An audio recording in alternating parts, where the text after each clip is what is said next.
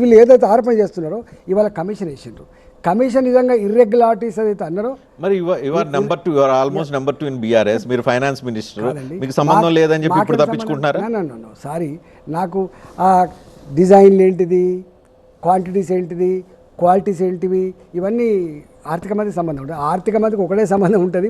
Budget ప్రవేశపెట్టినప్పుడు ఆ బడ్జెట్లో కనుక లోపల ఖర్చు అయితే ఆ బడ్జెట్ ప్రకారం రిలీజ్ చేసేటువంటి అధికారం మా అధికారులు చేస్తారు తప్ప మా దగ్గర దాకా రాదండి. మరి కనీసం ఫైనాన్స్ క్లియరెన్స్ ప్రతి ప్రాజెక్ట్కి, ప్రతి నియామకానికి, ప్రతి ట్రాన్స్ఫర్ కూడా ఫైనాన్షియల్ క్లియరెన్స్ అవసరం. మీ దగ్గర ఎప్పుడు క్లియరెన్స్ కోసం రాలేదా అని ఒక మాట.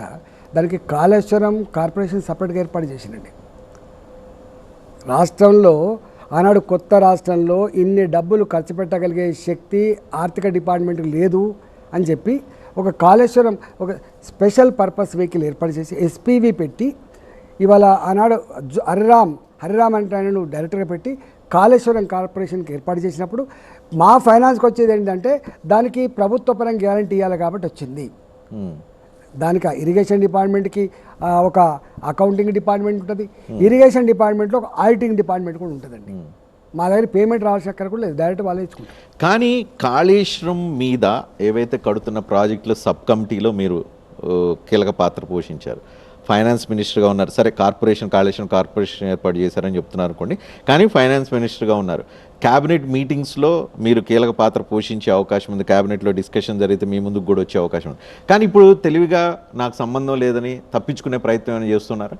నో, నేను ఒక మాట, రజనీకాంత్ గారు, అంటే మీకు బిజినెస్ రూల్స్ తెలవాలి. ప్రభుత్వ పరంగా ఉండేటువంటి అన్ని డిపార్ట్మెంట్లలో ఇచ్చే రాయితీలు, ఇప్పుడు ఇండస్ట్రీస్ ఉంటాయి, ఇండస్ట్రీస్ రాయితీల కోసం ఉంటుంది. ఇండస్ట్రీస్ రాయితీలలో కూడా ఆర్థిక మంత్రి ఉంటాడండి.